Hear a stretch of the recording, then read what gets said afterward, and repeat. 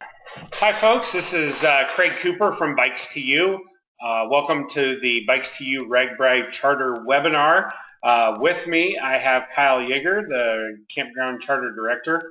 Barb Waite is the RAGBRAI and Style Director, and she is not sitting in on this particular one, but Kyle's here and we're going to kind of tag team this and go through it. So once again, what we want you to, if you haven't typed your name in, go ahead and type your name in if you can hear us, to let us know that you can hear.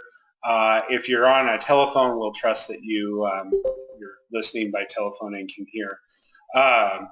Additionally, if you're on a computer, we want you to ask questions, and you can type in a question, send us a chat message, and we'll answer those questions. We'll identify, we'll just give your first name and what question that you ask, and but we would sure entertain questions as we go. We're going to have a little PowerPoint here, kind of go through some of the basics, and then certainly want you to ask any questions. So with that, Kyle. All right. My name is Kyle. I'm the Charter Director. This will be my second year directing the Charter. We just want to go through a few things this evening. So we'll be covering packing your bags, the first day check-in, and getting to Sioux City, what a typical day is on RAGBRAI, and getting home at the end of the week. When it comes on how to pack, one of the things that we recommend is that you pack in Ziploc bags. We've rarely been through a RAGBRAI where it didn't rain on us. And if you pack each day's outfit or, in a Ziploc bag, then you're already packed for the week, or for the day, and it keeps your clothes dry. So it's got a dual benefit. It's easy to grab a Ziploc with your day clothes in it and head to the shower. And so that, it's just a really smart way to pack. I want to give some kind of overview. One of the first things that we do when the semi-tractor trailer arrives to the next town is that we unpack the bags from the baggage truck. Now, if there's a looming thunderstorm, we'll hold off as long, obviously as long as we can. But there may come a day where it rains nonstop all day long, and we just simply have to unpack the bags out, get them out of the trailer. And so it is possible that the bag that you pack, the bags that you bring, will get wet. We would do our best not to have that scenario happen, but it may happen. We do suggest that you bring some sort of bag, a day trip bag, either a shower bag or a day bag of some sort, so that you can go to the shower with your towel and your toiletries and your Ziploc bag of those days' clothes. And I guess going to what are some of the things that you want to pack in your day trip bag. Go ahead, Kyle, and yeah, if you've got any suggestions, type those into the chat window, and we can read those off as well.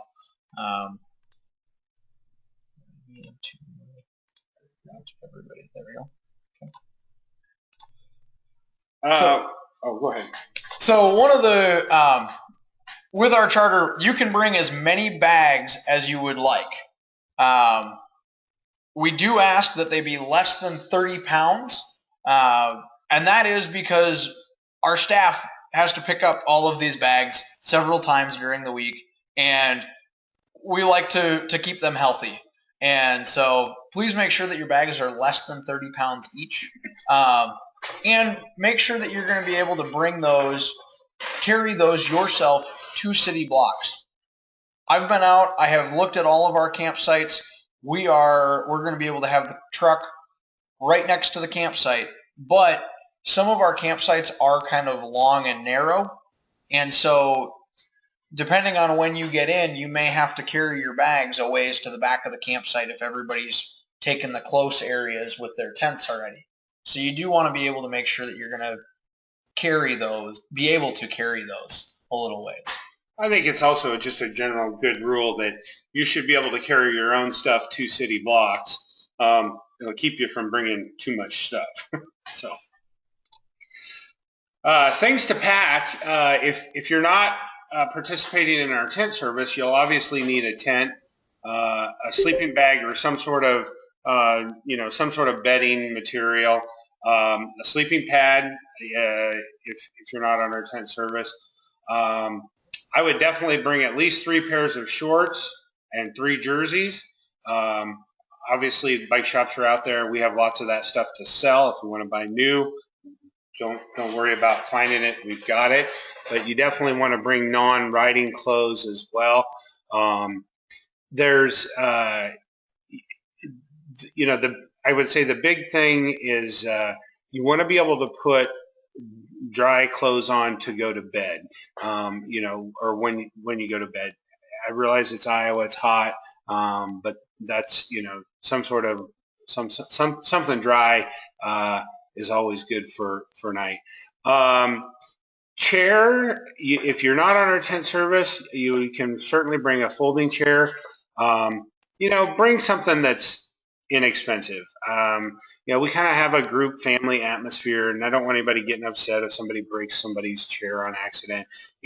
Everybody's got an old folding chair somewhere, one of the camp chairs, and bring that. We actually have, I suspect, I don't know for sure, 30 or 40 old chairs that people have left, and we do take those. But if you want to make sure you have a chair, go ahead and bring that. Obviously packing a toiletry bag would be important. Something that you can carry to the shower. Basically, it's like you're going to summer camp. So, think of it that way. Be prepared. Sunscreen, chamois butter. Of course, like I said, we sell that. Antibiotic ointment is always a good thing to have on a ride like this. You get scrapes or what have you. Those are things that I would also encourage you to pack. A towel. And then they have that on there. You need to bring a towel. So a lot of the community showers do offer a towel, but even so, it's still nice to have your own towel. Just have another towel. So, Cal, you want to do things not to pack? Yeah. So a couple things not to pack. Please don't bring any computers or other breakables. We treat your bags like we would treat our own bags. However, all of your gear is going on a semi-truck during the week. And that being said, that means that there's a lot of other gear on there. And so your bag may be at the top, it may be in the middle, it may be at the bottom. And if it's at the bottom, that's a lot of weight sitting on a computer or a bottle of cologne or perfume or something like that. So please don't bring any of those things, just because it probably at some point during the week will end up at the bottom of the truck. Your bike shoes, I'm kidding about that. That's a dig at Craig because he left his biking shoes in Grinnell when he left for pre-ride.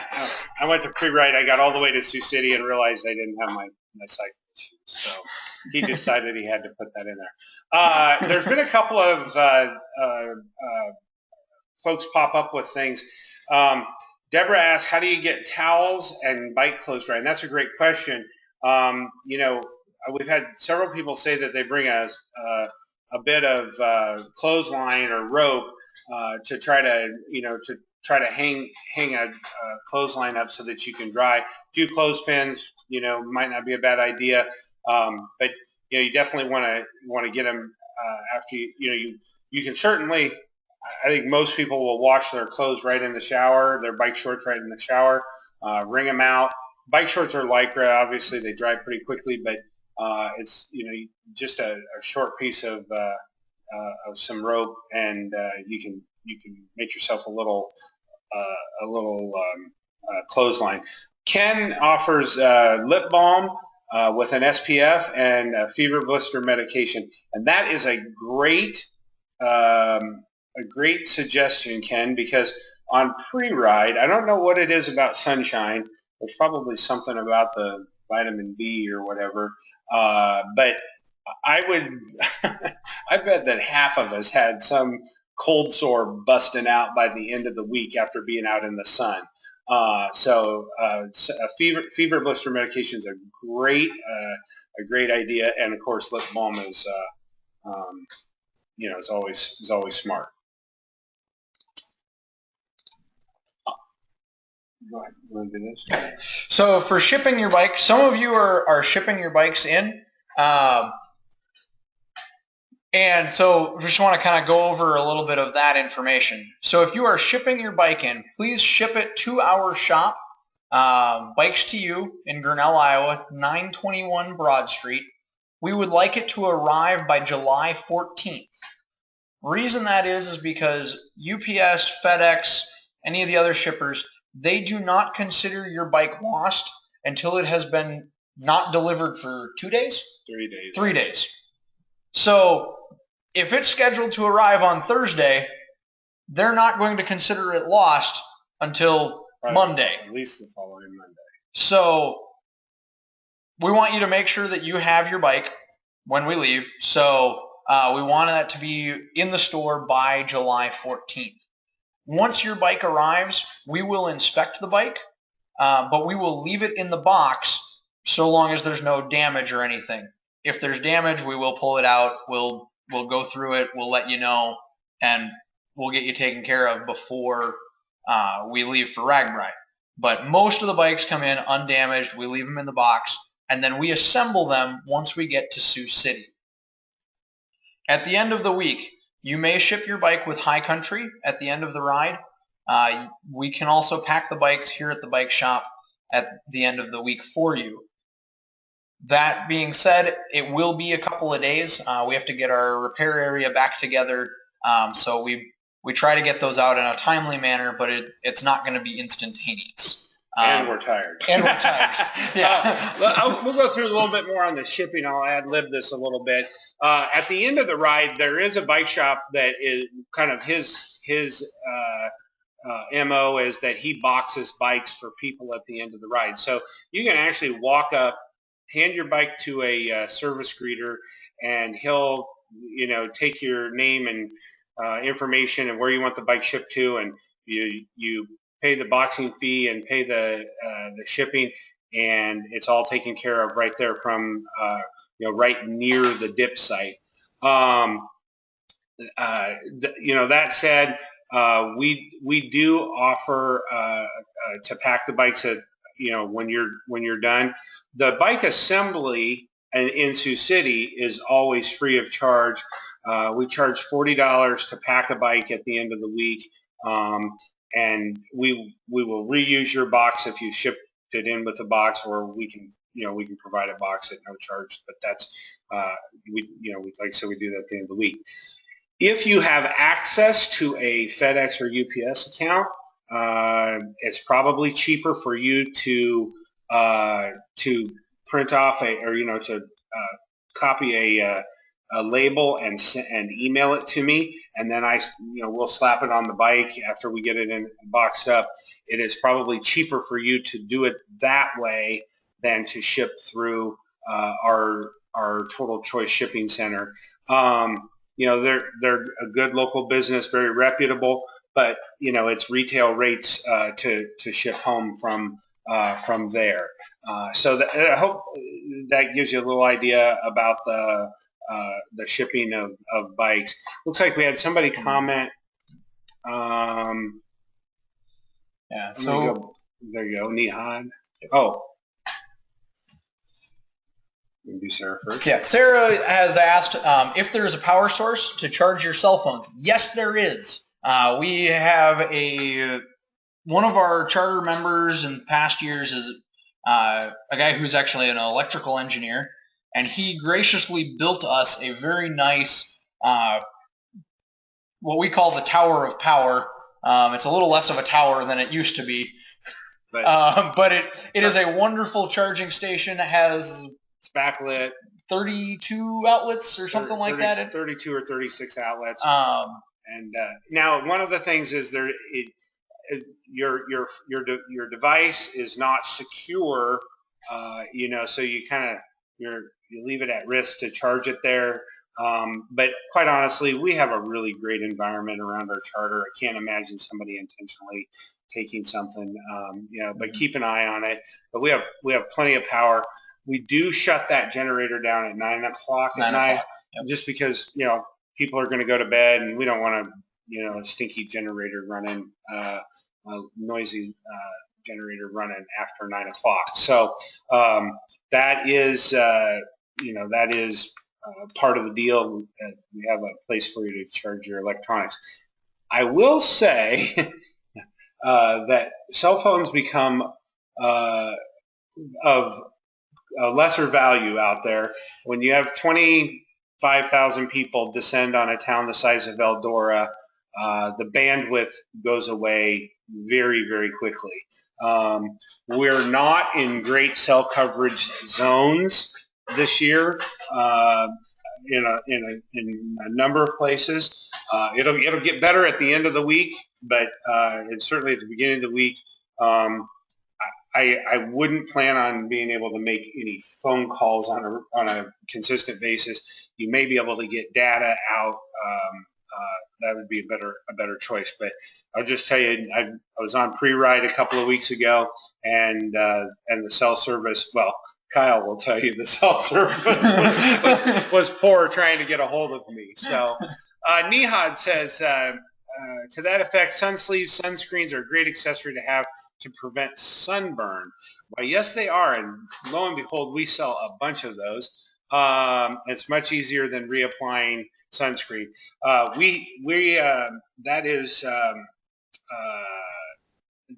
That is true as far as the ones that have a UPF rating on them. Will the power of tower be sufficient to power an e-bike battery? That's a good question. We have a watt output on each of those units. It might. Well, we might have to do some checking. Nihad, are you bringing an e-bike battery? I guess I'll ask you that and come back to it. But if you are, we might have to consider a way for you to get it charged alternatively, because I think it has some sort of it has a couple of different fuses, things like that. Yeah. Considering an e-bike. I think we probably can. We could probably plug that direct into the generator. We do have there is a second outlet on the generator to run that. So, run our freezers. Oh yeah, that does run our freezers. We'll need to do a little bit of research. I'll call the guy who built the box. Nihad, can you actually email me the watt requirements for that battery, and I will find out from our friend how much if that'll work. If you have any more questions about packing, feel free to type them in here, or give us shoot us an email. We'll try to address any questions. Go ahead, next street. So if you're flying into Des Moines, we've got have asked for airport service or paid for airport service. We will pick you up. You just email us your itinerary. You have a couple of options. If you're flying into Des Moines, you can either be brought back to Grinnell, which is kind of what we prefer. We'd like to have folks originate from Grinnell. We've got some great bed and breakfasts here in town. We've got a couple of hotels. We can make sure that from a transportation standpoint that you get from where you need to be if you've paid for that Des Moines airport pickup. We also are going to, this year, which is new for us, we are doing a Des Moines airport, or excuse me, a Des Moines pickup. And we have, for folks that are flying into Des Moines or need a Des Moines pickup, we have an address. I think we have. That'll be covered later. Okay, yeah, I was going to say we've got that later. But it is imperative that you arrive on Friday. We will leave Saturday morning at 7 a.m. and 7:30 a.m. Excuse me, and there's very little chance that you can get into the Des Moines airport and get to our spot by then. So flying into Des Moines on Friday, we would prefer that you fly out Sunday. We do a lot of airport deliveries on Sunday. Nihad says, but Thursday pickup is okay. Absolutely, Nihad. We'll pick you up on Thursday. No problem. Check-in in Grinnell. Oh, I'll let you do this. Okay. So on Friday, the shop will be open until 8 p.m. For your guys' convenience. The bikes will go on the semi-truck. At that time, we'll have that parked out front. And your bags, if you want to drop those off at the shop, you're more than welcome to do that. If you want to give a test run to your day bag at that time, that's a great way to do it. Just take your change of clothes that you're going to need for the next day and some toiletries, and you can go to, if you've got a homestay with somebody here in Grinnell, or if you're staying at one of the bed and breakfasts, you can walk over to we have 2 great bed and breakfasts that are within walking distance of the bike shop. So you can do that. And then on Saturday, check-in will begin at 6:15, and we like everybody to be here by 7:15. If you need to park a vehicle, please arrive by 7 a.m. so that we can coordinate getting your vehicle over to the Cooper School parking lot. Or earlier. Yes. Yeah, if you're here at 6:15 to park a car, that's fine. Yep. We'll have a shuttle running. So. Yep. But it just does take a little bit longer to get vehicles over to the parking lot and then back. The parking lot in Grinnell is a secure location. It's over by the college, and we will include a map with a link to a map, in the itinerary email. It's within a couple of blocks of the bike shop, so it's a nice convenient area. The buses will leave at 7:30 a.m.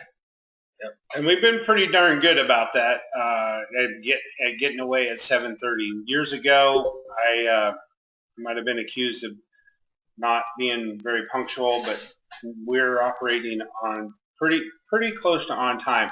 I want to go back and talk about secure location.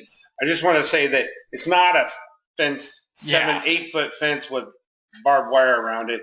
It's a college parking lot that has security that does go through it on a regular basis, a couple of times a day or what have you. We provide them with your license plate numbers, just so that, if there was something that would happen. So in the realm of secure in Grinnell, Iowa, it's a secure location. So better than being on a city street. As far as bike transportation, your bikes are going to go on the semi-tractor trailer to Sioux City from Grinnell, and from Davenport back to Grinnell. How we do it is we use packing blankets placed over the bikes in between them. We alternate the bikes back and forth. We don't take the pedals off. We don't turn the handlebars side to side. We do double deck the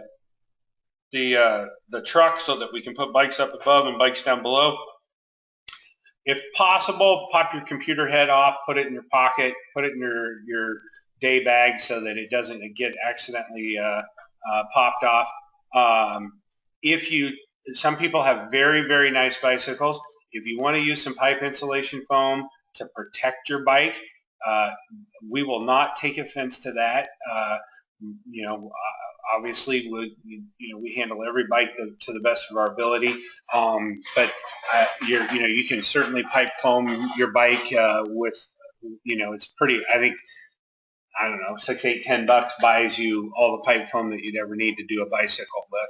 And then at the end of the week, you can throw it in a it's lightweight. You throw it in one of your duffel bags. But since we went to the semi-tractor trailer with the blanket method, there's two things. One, quite frankly, you get your bike quicker, and you don't have to wait for somebody to put it together. We don't have the risk of not getting a pedal tight or not getting handlebars tight. Your bike, we don't mess up your handlebar position for where you've had it in the past, and quite honestly, it's quicker for us. But that said, it's also been safer for us. I don't, knock on wood, I don't think we've had a damaged bike since we went to this method of how we do it. Kyle and I are very much involved in the packing. One of us is in the truck at basically all times when we're packing them. So sometimes both of us are in the truck. Right. So it's important to us to not beat your bicycle up. That said, there's 25,000 people out on RAGBRAI. You're probably going to get a scratch or two on your bike during the week, just because of all the folks out there. But at any rate, Kyle, I'll let you go to the next one. So getting to the start town, you will load your bags on the bus that you ride. Reason we want that is just because we want your bags with you. So please don't leave them in the bike shop. If you come in on Friday and drop them off, that's good, but make sure you grab them out of the bike shop and put them on the bus. If we run out of room under the buses, we will have some extra room on the semi-trailer, and we will be able to put those on there. One thing I forgot to put on the PowerPoint is that we use these little orange tape pieces that we tie onto your bags to identify that these are your bags that go on our truck. And that's kind of a sign for the other charters out there. If they see one of them, we're friends with a lot of them. They know our little orange tags, and so sometimes that helps with getting your bag back if we get them on the wrong truck or something. But it also means when we're in the town, getting ready to pack up, that we are able to identify and say, well, why is that bag sitting at the edge of our campsite? Well, then if it's got the orange tag on it, we know that it needs to go on our truck and that it's not a neighbor's. So we'll make sure that everybody gets those little orange tags, and you'll be good to go. Yep. So let me go to the next screen. Check in Des Moines. So if you're gonna get picked up in Des Moines, we'd like to have you let us know, because we want to know who we're picking up there. B, we have very limited parking. I think we said we have 12 parking spaces. The address is on the screen, 6701 Westtown Parkway. Buses, a bus and semi will arrive at approximately 8:30. We'll load the bikes on the semi and check in with staff. The parking there is not watched by any security agency. So kind of obviously you're at your own risk in both places, but it's a little less secure environment. It is a very nice office complex area. I mean, it is in West Des Moines. It's not like we're in a bad neighborhood. We will stop on the way out for a restroom break and a snack on the way to Sioux City. Pretty good ride up there, and we'll probably, like I said, peel off and do a stop. If anybody has any questions about the trip out, we'd sure like to hear them. It helps everybody because somebody else might be sitting there with the same question. I'll talk a little bit about riding. So kind of a couple of, just the way our charter operates. If we put all the bags out, at the end of a day, obviously we want to get all the bags off of the charter buses and have you grab all of them that you've put on the charter bus that you're on. But any of the bags that are left out at nightfall, meaning by the time dusk starts to settle in and it's going to be night, if there are any bags sitting near or out the baggage truck, they are going to get loaded into the baggage truck that night, and they will not be unloaded until the following day in the next town. And that's for two reasons. The first reason is it allows you to not have so many bags in your tent if you don't need them. So if there's something that you don't need, you can leave it out, but just don't anticipate being able to get into it until the next day at the campsite. If you need your bag, you should take it to your tent, because if it gets loaded on the truck, quite honestly, it could be a real mess, to try to find it. So we just don't want to get in that situation. In the morning, we want you to place your bags on the truck, on the back of the truck. You just walk up to the back of the truck, set it on the end of the deck. That actually helps our guys, with as far as being timely to stack your, you get your bag on the truck. If there gets to be a line and it's down on the ground, we understand that the queuing happens, and those guys will jump out and make it happen. Every morning there will be water. We've made arrangements this year to have Culligan bottled water delivered to the site each day, or fresh Culligan water will be available each day and each morning to fill your bottles. The charging station will not be available in the morning. So if you're going to charge your cell phone, please charge it before 9 o'clock at night. The semi-truck will leave at 7:30 a.m. I don't believe he ever leaves earlier than that. Unless everyone is out of the campsite. Yeah, unless we see no one in the campsite. But he's pretty prompt at getting out of there, because obviously we've got to get to the next town and get unpacked. Yeah, I just want to add one thing to the charging station. Every year it seems like a couple people want to leave their cell phone on there for as long as possible. Again, like we said earlier, we shut down the generator at 9 o'clock. And so your cell phone is not charging from 9 o'clock till whenever you get up. That charging station is going to be on my truck this year, and I leave at 6 o'clock in the morning. So it will not be available. If you don't get up until 6:30, your cell phone will be in the next town. Yeah, that'll be the way that it'll go. So just the rule is get your cell phone off there by 9 and it'll all be good. I want to do the during the day thing here, because so going back to the water scenario, I want to tell you, it's already getting sticky and hot here in Iowa, and staying hydrated is absolutely a must. We did pre-ride a couple of weeks ago, and we pounded the water, and it wasn't even all that hot, and we still had a few folks getting kind of a dehydrated state. Nothing too serious, but it's just one of those things that if you don't remember to drink water, you can get yourself in trouble really quickly. And there's kind of two reasons.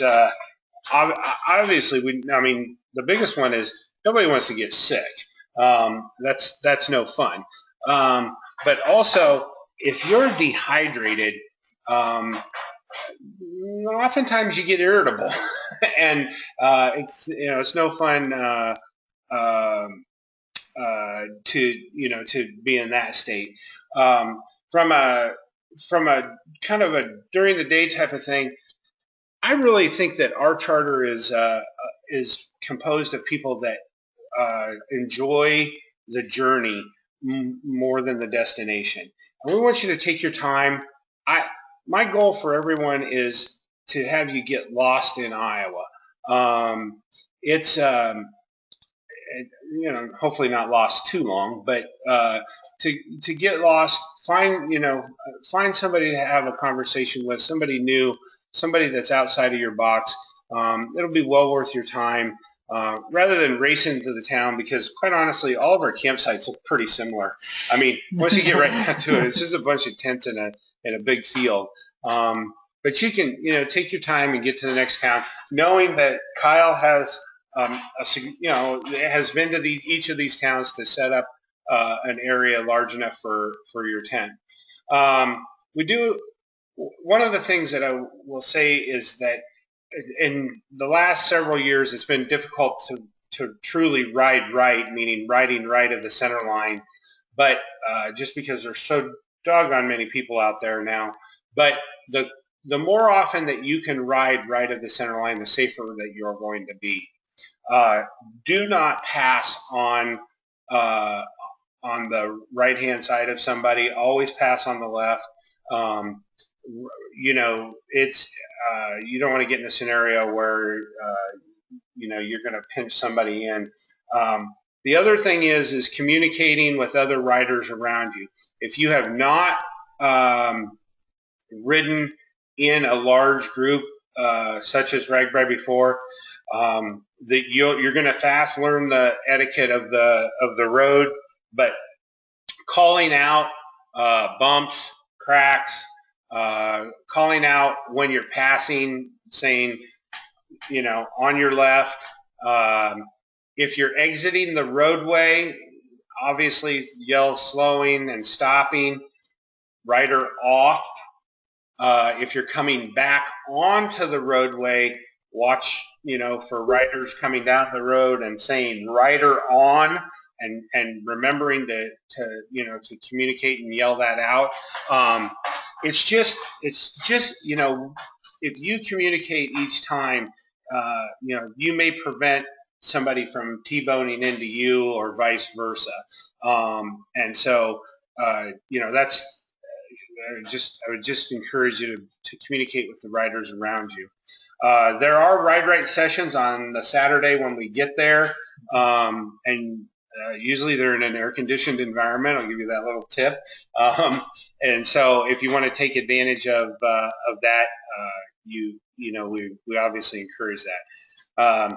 Eat lots of pie. Somebody asked me earlier if I was going to give a review of pre-ride, and I will give you a quick overview of it, but I'm going to tell you that in Manson, Iowa, I ate 5 different kinds of pie. It was kind of an unusual scenario, but the Ride Right Committee, the pre-ride committee, we get the opportunity we get the opportunity to sample what these communities are going to do, and I'll just tell you, the town of Manson is going to knock your socks off. One of the things during the day when we were talking about severe weather, there's a reason why I think it was Outside Magazine labeled RAGBRAI as one of the top 10 adventures left in the U.S. You are still at Mother Nature's wrath. As much support as we can give you, there are thunderstorms and tornadoes and all kinds of hail and wind and a variety of things that, quite honestly, when we're in a town of 2,500 people and there's 25,000 of us, we're just not going to get everybody inside in a thunderstorm. But that said, listen to those around you. The law enforcement, if there is severe weather in the area, they are trained for RAGBRAI to be able to tell people that. One of the responsibilities of Kyle is that he will know and keep an eye on the weather and try to keep folks in the camp updated on what the opportunities for severe weather are. If the town has an emergency preparedness plan, which according, somebody says they cannot hear us. Have we lost audio? One of the things that each of the overnight towns, when we started about severe weather. Okay, I just leaned forward. I'm sorry. I must be off the microphone a little bit. Each of the towns are supposed to have a severe weather readiness plan. Some are better than others, but Kyle will know that plan in advance and where potential shelter is. You know, it's all relative, folks. It was just a couple of years ago. We were in Atlantic, Iowa. Very serious thunderstorm rolled in, and they moved us all to a pole barn. It did not feel all that sheltered, but at any rate, you go with what you can. Anyway, back to the riding during the day. Just know that we have campsites picked out. We're going to do our very best not to get in a situation where we have a shortage of tent space. Matter of fact, I think we'll probably have overestimated our numbers this year a little bit. Kyle is working Thursday. Thursday is the day we said. We're going to finish this we'll have all of the Google maps of the campsites, and those are going to get mailed out. We tend to do that closer to the ride. We want you to be able to download those at home and open those PDFs at home and familiarize yourself, because you may not have access out there to do it. But the reason we do it closer to the ride is because we have had campsites change in the last 2 weeks before the ride. We just had a question. Nathan says tent service was sold out when he signed up. Yes, we have. There is a cancellation. There is a cancellation, and we would very much like to sell that for that gentleman. Mm-hmm. He had a bike accident and is unable to go. And we told him that if we could sell his tent service, we would. Mm-hmm. So we have a tent service to sell. Nathan, we need to. Yeah, Nathan, can you call tomorrow?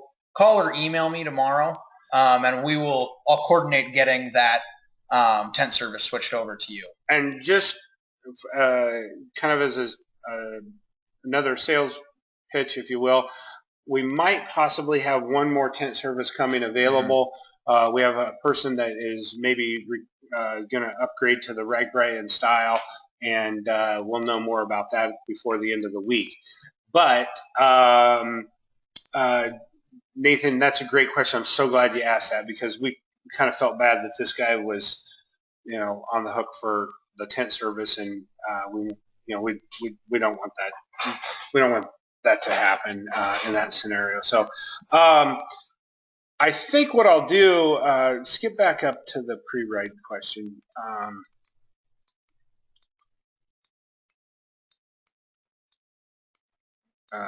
Several people. Okay, there we go. Down. We're still here, so hold on. I have not really given a overview of the pre-ride, but I'll do it now. I'm gonna start by telling you that this is a tough RAGBRAI. I don't think it's the toughest RAGBRAI, but it's gonna be a challenge. The first day we're in the Los Hills, and it seems endless. You're just in and out of very, very, challenging climbs. I think there's 4,800 feet of climb or 4,300 feet of climb that first day, and it's a bugger. I consider myself to be an average cyclist, and I'm not super fast or super strong, but I'm obviously not a novice. And the first day was a tough one. We were, as we progressed across the state, obviously by day 2 it gets flat really quickly, and for the next couple of days it's really quite super flat. Across to Fort Dodge, not much for climbs, and the gravel loop I'll touch on. I was the only one out of our group of pre-riders, except for the registered photographer, and that did the gravel loop. He did it on a 700 by 23C tire. Had no issues. I've talked to the standard endurance road bike. Yeah, standard. If you're on a 723, 25 or greater tire, you should be able to ride the gravel without any problem if you want to. The town of Pomeroy is on the gravel route. They've never been a pass-through town, and that town is totally psyched. Deborah asked, what is the gravel loop and does everyone ride it? No, it is totally optional. It's about 12 miles of gravel, and you can do that. I'll let you know that gravel is near and dear to my heart. We have 68,000 miles of gravel roads in Iowa, and there's some incredible beauty and freedom by riding gravel. And RAGBRAI wanted to introduce gravel to the bike ride, and they did it with it's a very, very easy section of flat gravel, and so if you're inclined to try it, you should. I started to say that Pomeroy has never been a pass-through town, and they're gonna put on the Ritz in that town. It'll be a great little stop. There's a Grateful Dead shrine bar called Byron's in Pomeroy, and it'll be. I stopped in Byron's, and it'll be something special. So, small town Iowa at its finest. As you proceed across the state, I will tell you that riding into Eldora is particularly Iowa-esque and scenic. Kind of begins to get into a little bit of rolling hills. I think the small town of Eldora, from the way I can kind of feel for it, is going to do a great job with entertainment and food, and this is one of the smallest communities that's hosted RAGBRAI in a long, long time. Cedar Falls, I think it'll be a big time in that we're kind of in the UNI metroplex, if you will, the University of Northern Iowa, and Cedar Falls is kind of an interesting town in its own right. They've got a pretty cool downtown, so I think that'll will be good.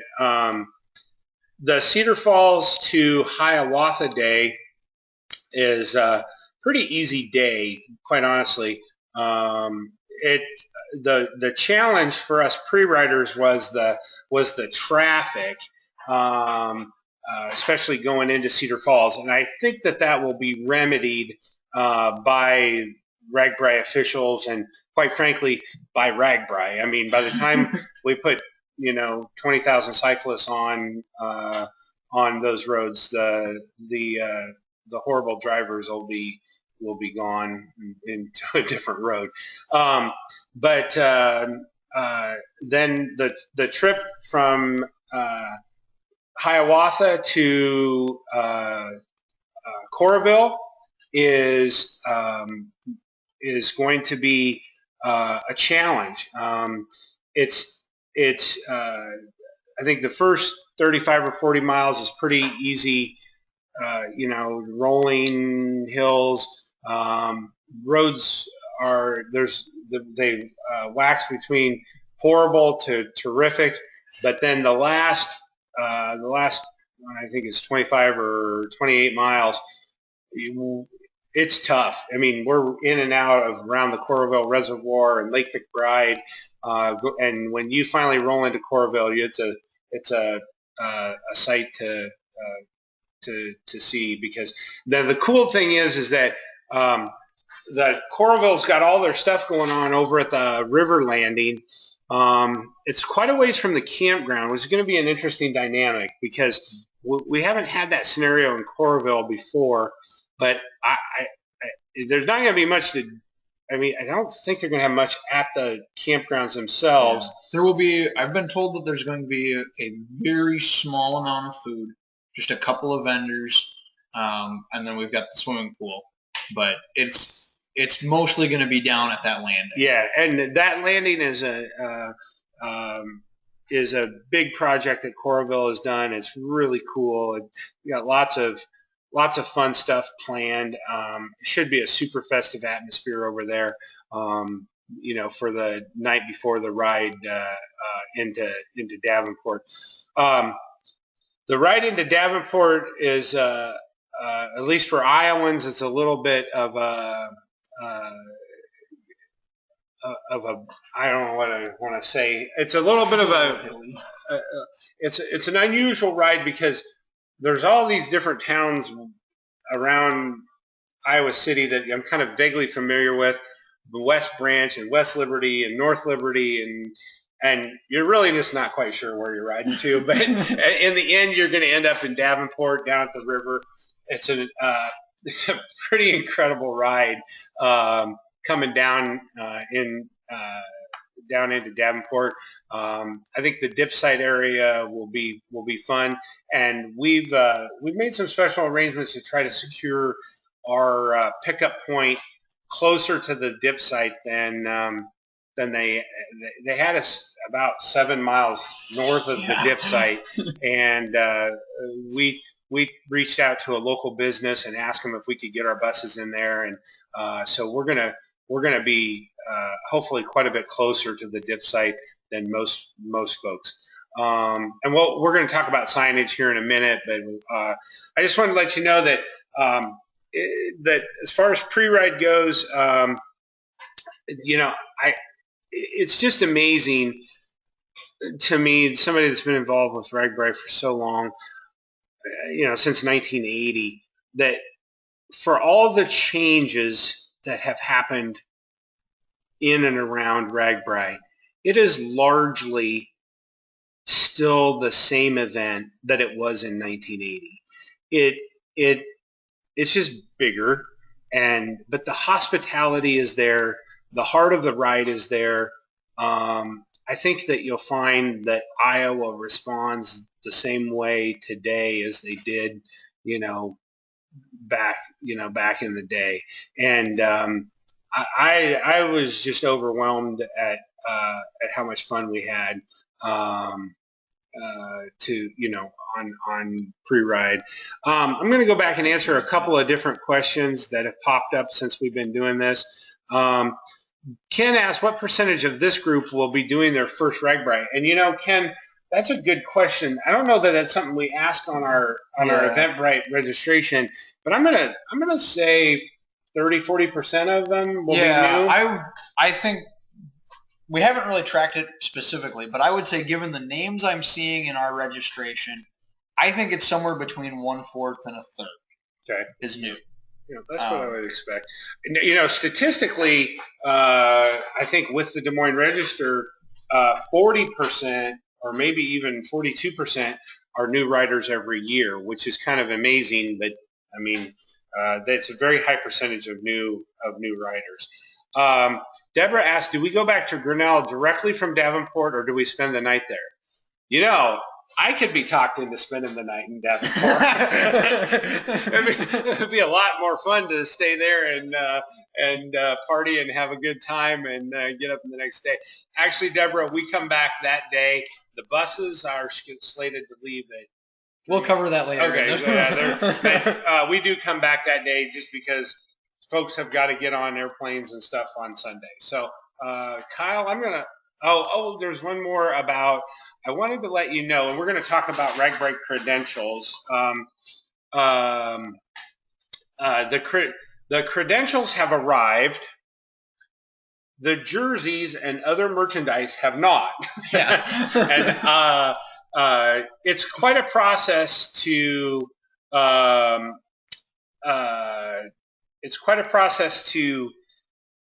For us.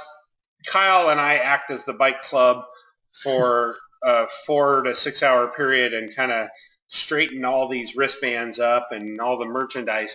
And so that those have arrived. It's just that the jerseys haven't, and we can't really do our process until we have everything. But once that does come, we will be processing those. And if you've signed up through the Grinnell Bike Club for your RAGBRAI wristband and you have not paid to have it shipped to you, which I prefer that you don't, but if you have not paid to do that, your wristband and merchandise will be at a check-in table on Friday night, Saturday morning at the bike shop. And you can pick that up there. That is a reminder that you do need a wristband to go on our charter. If you don't have one, talk to us. We definitely need to get you somebody that has a wristband available, and they are. But I just wanted to give you that caveat. Now, so I had someone earlier. We have someone that has ordered an extra large Grinnell Bike Club jersey that we now know is going to be too large. And so if somebody has ordered a large or a medium and they know it's going to be too small, let me know, and we're going to put you guys together. But at any rate, I want to throw that out there, that we have an extra large Grinnell RAGBRAI jersey that someone would like to exchange. If you want to buy that outright and buy them the correct size without the Grinnell Bike Club label, that would work too. So Ken says, then we'll probably need to tell people to handle cash. Hold on, I'm sorry. Keep going up. Credit card systems are often overloaded, and that is 100% true. We went to the Square service last year. But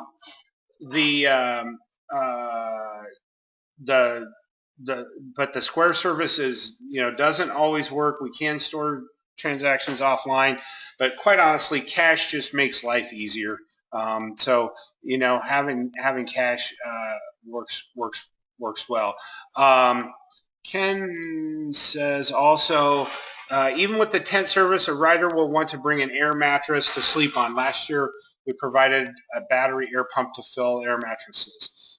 We also have bike air pumps as well, and that's a great suggestion, Ken. The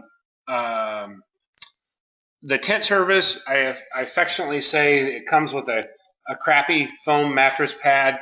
If you need it's a little bit nicer this year than last year's. Yeah. We did upgrade them, but it's still a foam pad. Yeah. And if you want to bring an air mattress, by all means do. Everybody's got a different take and taste on those, and that's why we kind of leave that to your own. We don't want you sleeping on rocks, but yeah. And we did look at air mattresses, but we got some people that have double occupancy. So do we do 2 twin mattresses in there and then there's no room? Or if you do a queen size in there, there's no room for your stuff at all. And so we just decided foam pads for every person. And if you would like to bring an air mattress, by all means, we'll transport it for you and you can set it up in your tent. Somebody asked if they're doing the Des Moines pickup. Do you pick up your bands and etc. there? Yes. Generally what we do is we'll just take the box, and whether we do it at the Des Moines site or when we actually land in Sioux City, we'll kind of see what the day brings. Ken says the pads last year were really bad. Yes, like I said, we upgraded to a little better one. But we'll have your credentials. We will not leave those in Grinnell.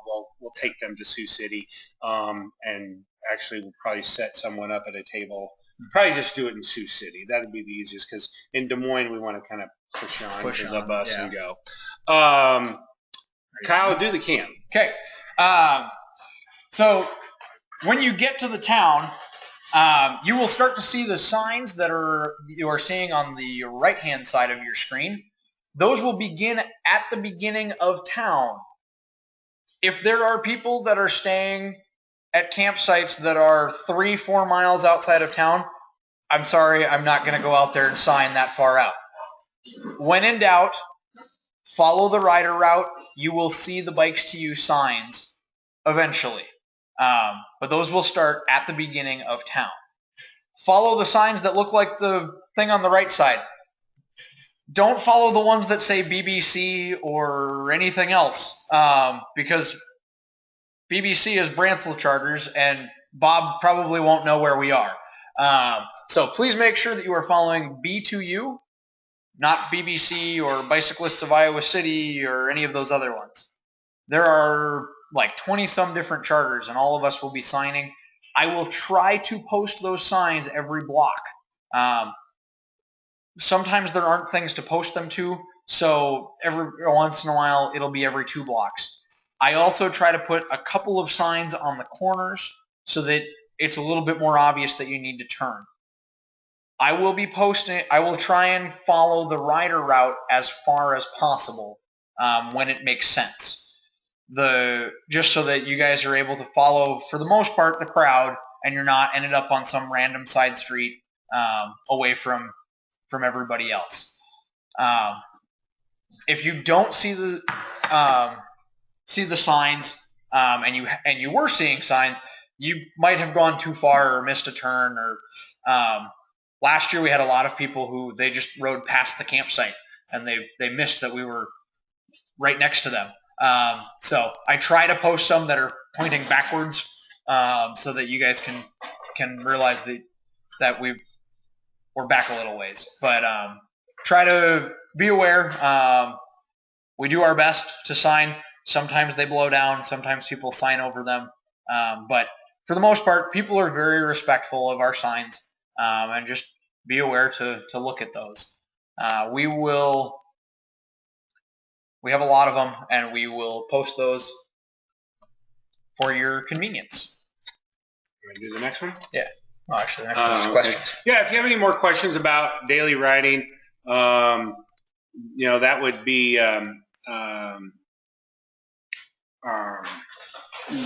fine. I'll try to answer that.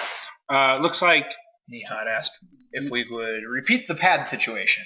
So if you have tent service, we have still a little better than crappy foam mattress pad, but if you want an air mattress, you should bring it, and that's fine. I mean, you can certainly do that. Every one of the tents comes with one. It is actually pad. A quality pad. It is, yeah. It's just not very thick.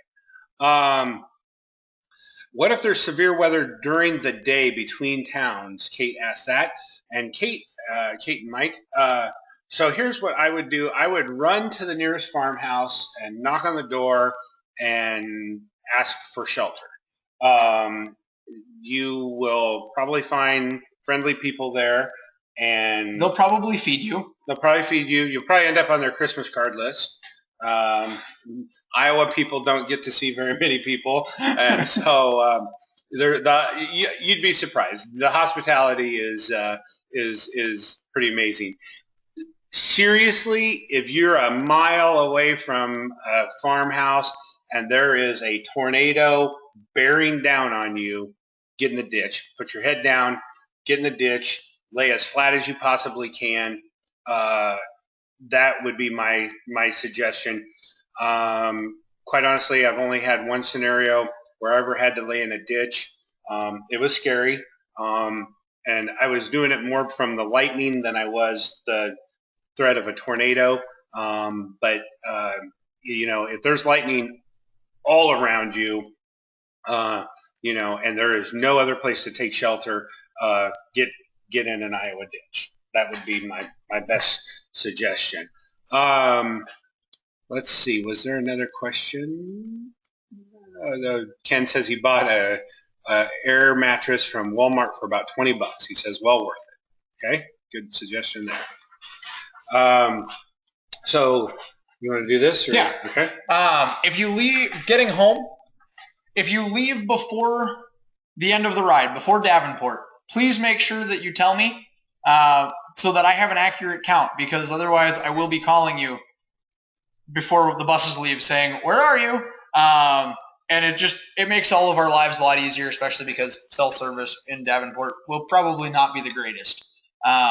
So please make sure that you let me know. The signs will start after the dip site. So ride to the dip site, ride with the rider route. If you don't want to wait in line, once you make that last turn to get to the dip site, if you turn around, you'll start seeing our signs. But otherwise, go down to the dip site, dip your tires, turn around, you'll start riding back up the rider route, and you will see the signs before you get off of the little peninsula that is the dip site. The semis and buses will be at the Yonda Motor Supply on Business 61. It's just north of the dip site.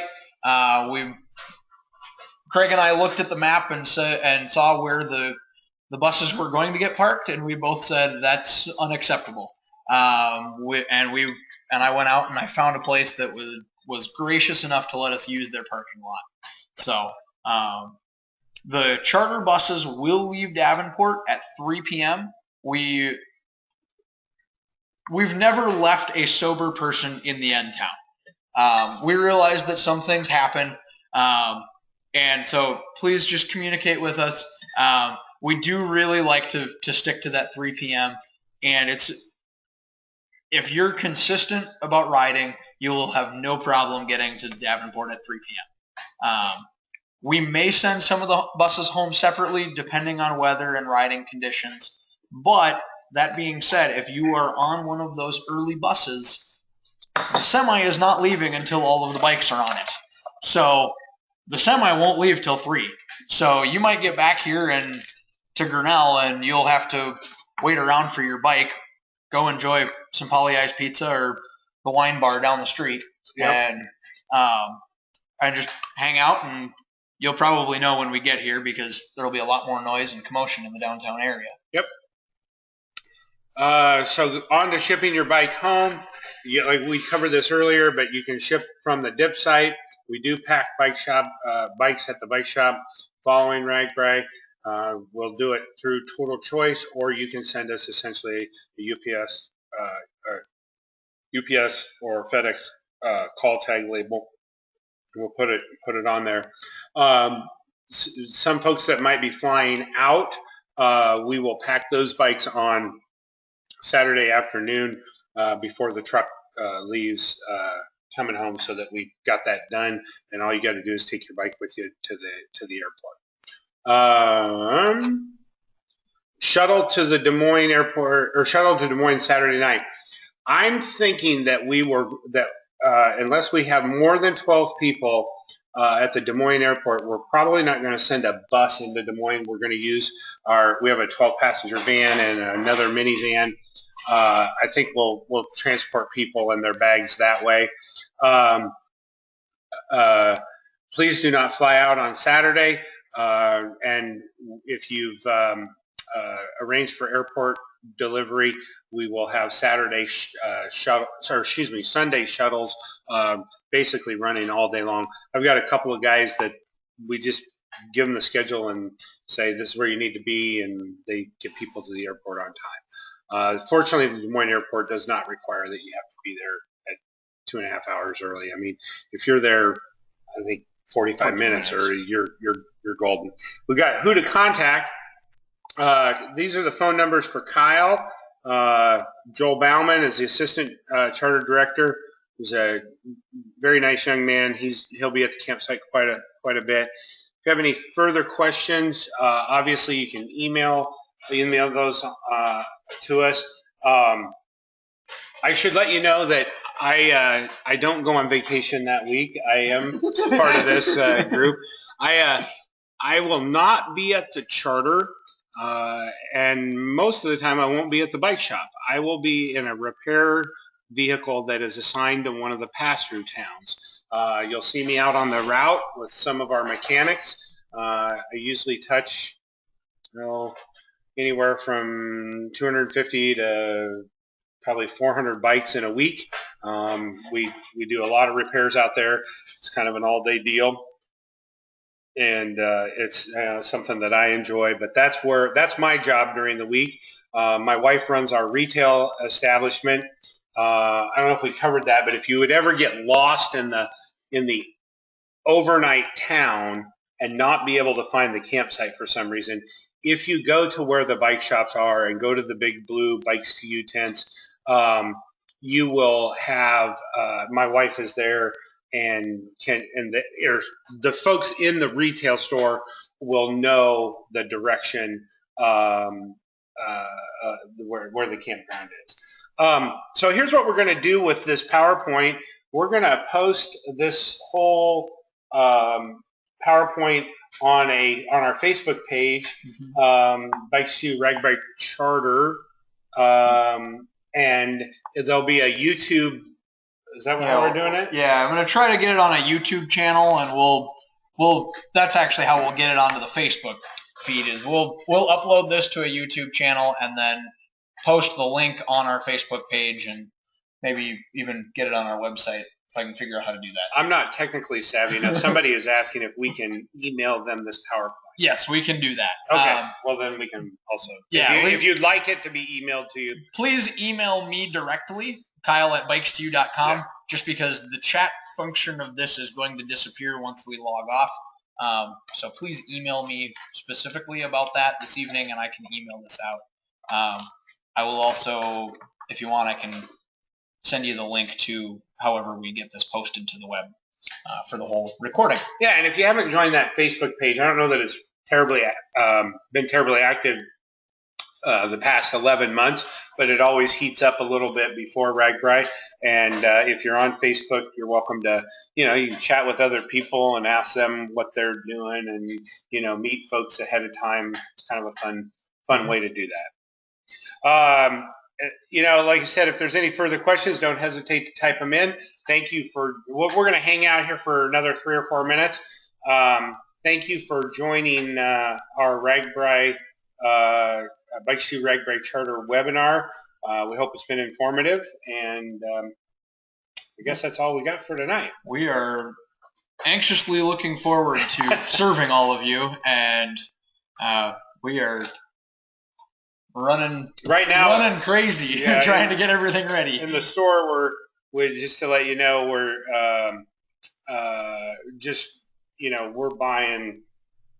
Seems like I'm spending about $5,000 a day on buying merchandise in preparation for RAGBRAI. Nathan, contact Kyle at bikestoyou.com.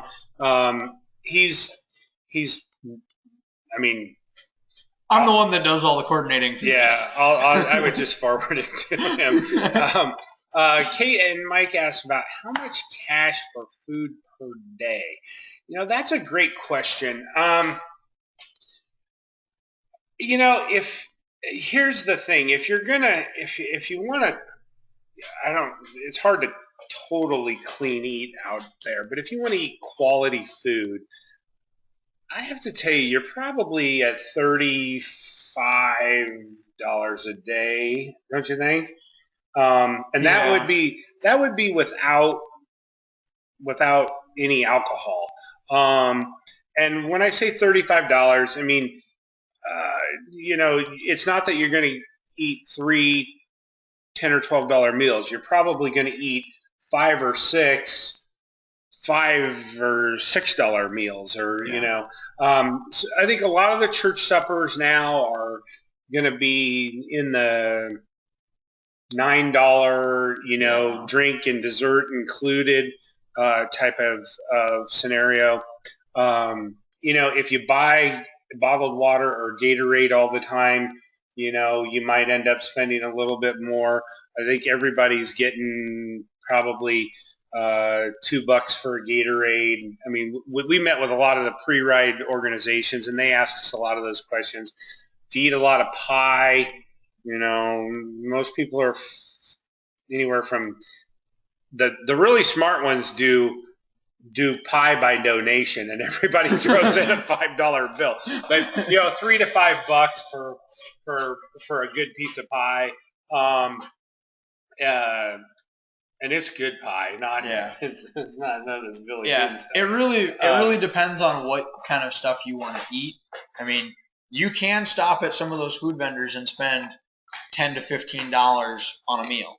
You can also stop at some of them. I know when I rode a couple of days a few years ago, I ate breakfast at the Medicine Man, who has this junky little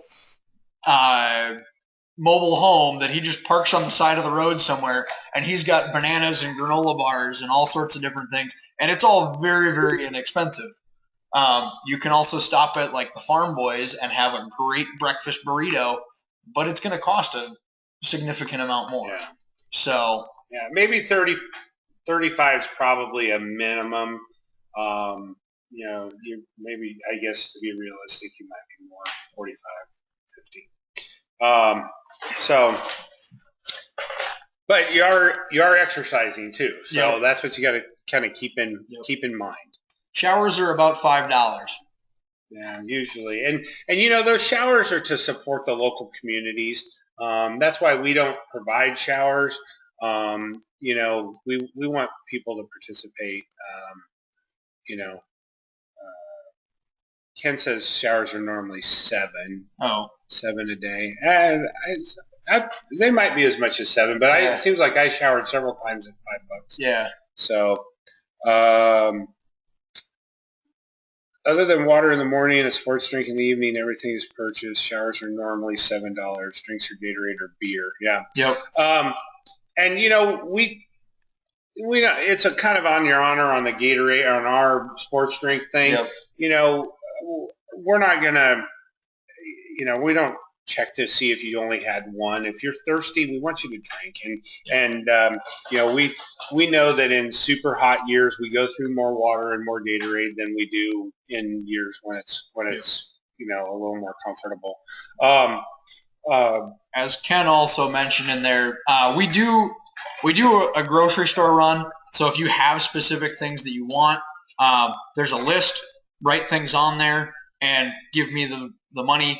And then I have that stuff in the next town ready for you in the coolers. And then I try to meet with people throughout the week and say, okay, you bought this much. It cost you this much. Here's your change. So that is another service that we do provide. We have kind of a, for lack of a better word, a community beer cooler. It's if you buy beer, please drink what you ordered. Yeah, drink and not what you didn't. Yeah, I mean, but it is open. Yeah, and sitting out. And to that extent, we don't want any minors in there. So you can, as an adult, you can say, "Hey, how old are you?" Ken says Kyle was great for getting supplies last year. So I had people send me on some very strange runs. At one point, I had to hand a list to a pharmacist and say, I don't even know what I'm getting. And he walked around the pharmacy and pulled everything I needed. So and to that end, I want to talk a little bit about the coolers, why we got folks here. This is something we didn't put in print, but do not drink the cooler water. We do not want a foodborne illness out on RAGBRAI. Everybody's hands goes in there. The register is very adamant about not wanting a foodborne illness, and we don't want it to have started in our have it traced to start in our one of our coolers. I know chocolate milk's a great recovery drink, but I prefer if you order it, drink it the same day. Right, there you go. Do not leave it in the cooler overnight. I do have a couple of people last year. They asked me to get each person asked for like 1 quart of chocolate milk, and they drank that as soon as they got into camp. That worked great. We had another person who ordered sour cream chip dip, and we threw it out in the second day because we weren't willing to let that sit in a cooler because it's a dairy product. Right. All right. Good enough. Well, thanks for joining us. We will we'll be ready for RAGBRAI here shortly. Yeah.